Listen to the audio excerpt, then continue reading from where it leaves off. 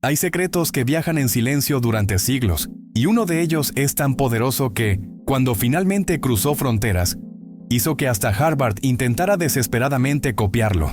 ¿Por qué? Porque prometía multiplicar por 10 la capacidad de aprender. Pero lo más inquietante es esto: casi nadie logra resistir el precio que exige.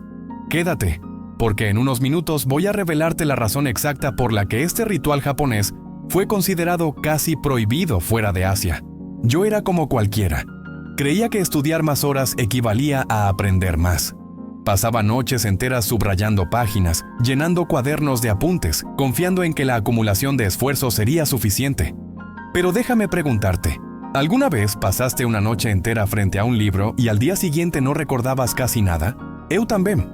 Y es aquí donde aparece la historia que cambió todo: el rumor de que los científicos de Harvard habían viajado hasta Japón para observar un ritual secreto, practicado por monjes, que convertía el estudio en algo 10 veces más efectivo. Decidí probarlo, no tenía nada que perder. Y lo primero que descubrí fue brutal: mi cerebro no estaba preparado. El ritual comenzaba con algo aparentemente simple: permanecer inmóvil frente al texto, respirando de manera controlada, como si cada inhalación y exhalación marcara un compás invisible.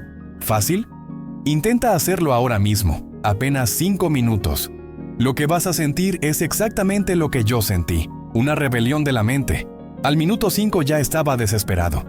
Mi mente saltaba de un lado a otro. Y quizá tú también lo hayas sentido, cuando decides concentrarte y de repente tu cerebro encuentra 1000 excusas para escapar.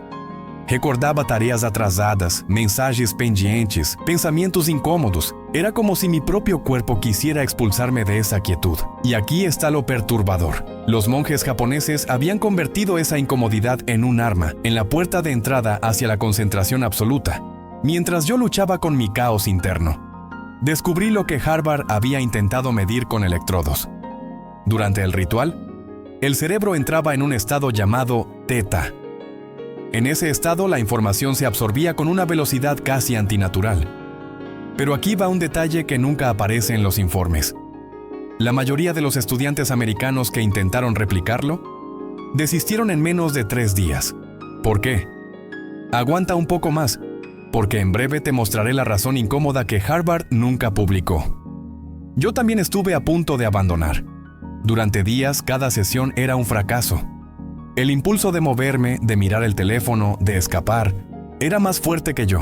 Y sin embargo, algo me empujaba a seguir, tal vez por orgullo, tal vez porque, en el fondo, intuía que había encontrado la llave que siempre me faltó. Pasaron semanas, y poco a poco algo cambió.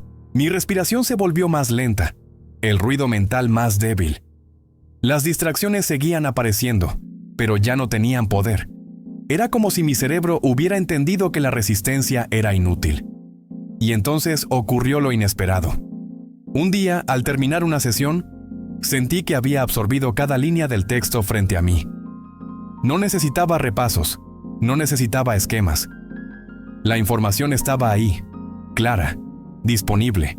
¿Te imaginas estudiar 1 hora y recordar como si hubieras pasado 10? Los informes de Harvard lo confirmaban.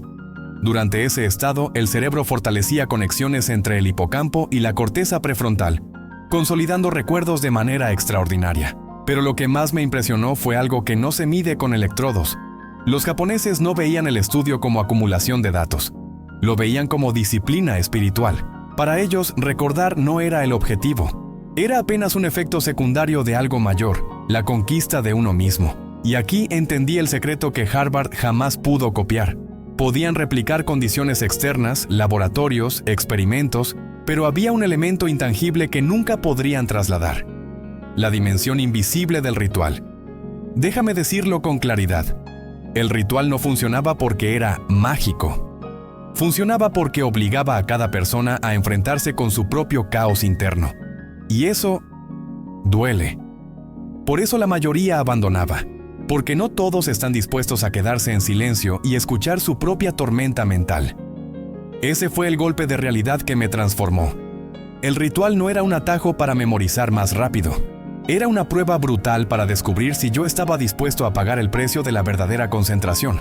¿Y tú estarías dispuesto?